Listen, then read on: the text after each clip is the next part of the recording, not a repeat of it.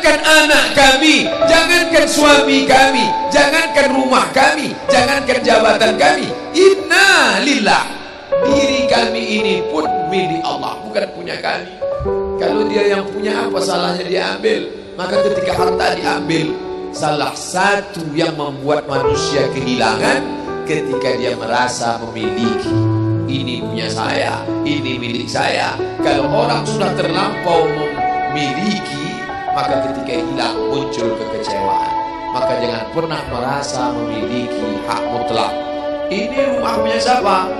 Rumah punya saya, namanya nama saya. Tapi itu titipan Allah, kapan dia mau diambil. Kalau yang menitipkan mengambil, tempat penitipan barang, kita cuma tukang jaga. Pak, titip helm ya, ya, ini nomornya. Pak, titip mobil ya, ya, ini parkirnya. Pak, titip HP ya, ya, ini. Pak, titip tas ya, ya. Kita cuma penjaga barang titipan. Lalu ketika pemiliknya mengambil, kenapa marah? Orang bukan punya kita kok. Ketika salah sangka, makanya kita ini selalu sering salah sangka. Kita sangka punya kita, padahal bukan punya kita. Makanya ujung surat Al-Baqarah, baca setiap hari. Asar dibaca sekali, subuh dibaca sekali dalam maksurat. Lillahi ma fis samawati wa ma fil ardh. Itu bukan mantra. Orang baca cepat karena ingin mau baca cepat maksurat. Lillahi ma fis samawati wa ma fil ardh. Itu bukan mantra. Kita sedang diingatkan pagi sekali, sore sekali. Lillahi ma fis samawati wa ma fil ardh. Apa yang di langit, apa yang di bumi, lillah, bukan punya kamu. Kenapa? Kalau sampai kita katakan punya kita, lalu ketika dia hilang, kita stres, kita depresi. Orang yang kehilangan anak, dia tidak sedih. Kenapa? Karena itu pergi duluan, nanti dia akan menyusul belakang. Suami kehilangan istri, dia tak sedih. Kenapa? Karena sudah dibawa ganti yang baru, Pak Ustaz. Bukan. Dia tak sedih, kenapa? Karena dia tahu nanti saya akan berjumpa dengan dia di tempat yang lebih kekal abadi. Sekarang kalau saya hidup sama-sama dia, dia tua, dia keriput, dia sakit, dia mati. Nanti saya berjumpa lagi dengan dia. Di mana? Di tempat kekal abadi yang tak pernah sakit, tak pernah mati. La yadkhulul jannata ajuzun. Nenek-nenek tak masuk surga. Menangislah si nenek tadi begitu jumpa dengan Nabi. Kamu kenapa nangis? Kata Nabi. Ya Rasulullah, aku tersinggung ucapanmu. Kau bilang nenek-nenek tak masuk surga. Kata Nabi, memang tak ada orang tua di surga. Kalau begitu aku tak masuk surga, kamu masuk. Terus nanti kamu masuk, kamu jadi muda lagi. Orang di surga itu umurnya 30, 33, 30, 31, 32, 33. Kenapa umur itu? Kalau nenek-nenek masuk surga, di dalam surga banyak kenikmatan. Sedang di surga, di dunia dia tak bisa pergi hari raya ke rumah orang, makanannya kacang tojin. Umur 70 mau makan apa?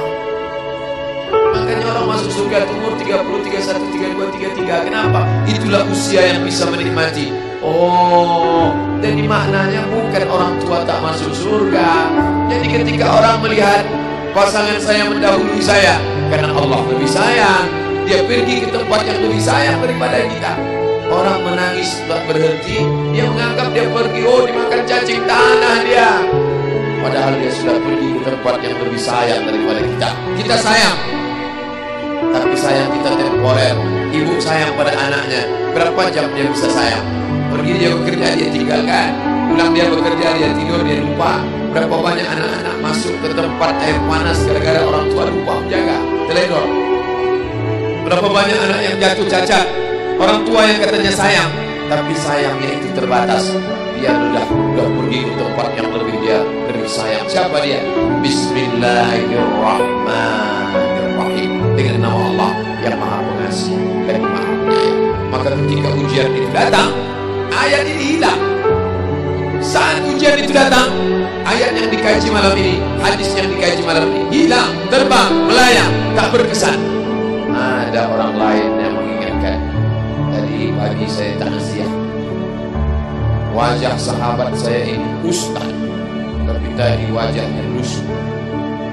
Turun, nampak dia sedang bersusah hati. Maknya meninggal dunia. Saya bisikkan ke telinganya satu kalimat, satu ayat, inna lillahi wa inna ilaihi raji'un. Waktu datang, waktu mau pulang, saya peluk kuat dia, inna lillahi wa inna ilaihi raji'un. Apa tak tahu dia ayat itu? Tahu. Dia ustaz, dia sering menceramahkan ayat itu, dia hafal ayat itu. Kenapa ustaz ingatkan? Hari itu ayat itu hilang dari kepalanya.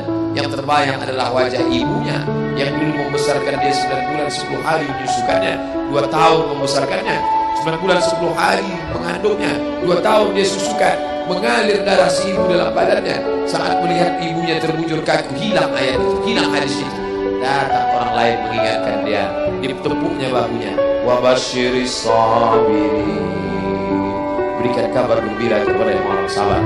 Alladzina idza asabatuhum musibah, ketika ujian itu datang, qalu, mereka berkata, inna lillahi wa inna ilaihi raji'un. Tapi tak semuanya tahan, tak semuanya kuat. Ketika ujian itu datang, as-sadmatul ula, innamas sabru fi sadmatil ula. Pukulan, ketika pukulan itu datang bergoncang. Berapa banyak orang bercerita, Pak Ustaz, ketika sampai berita itu rasanya lunak tanah di dipijak, Pak Ustaz. Bergoyang dunia ini, Pak Ustaz. Pukulan yang sangat kuat. Dan tak jarang ketika pukulan itu datang bertubi-tubi, akhirnya dia mulai senyum. Selama ini nengok orang lewat sini, lama-lama nengok oplet lewat sini. Apa yang dimuliakan Allah Subhanahu wa Ta'ala? Apa maknanya? Tidak ada tempat bersandar yang paling kuat kecuali dia. Bersandar di sebatang pohon, pohon akan laku. Bersandar kepada orang, orang akan mati. Bersandar kepada dia, hayyun la yamut, dia yang hidup tidak akan mati terus selama. Ya hayyu ya qayyum, ya bani as-samawati wal ard, ya zal jalal wal ikram, ya fa'alun lima yurid, ya man aghada amran, inna ma'ahu idza arada syai'an ay yaqula lahu kun. Maka berserahlah kepada dia. Makanya selesai sholat tadi kita diajak imam berserah kepada dia.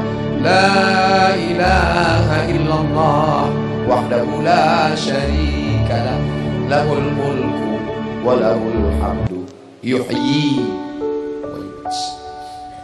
4 inilah yang membuat orang kuat.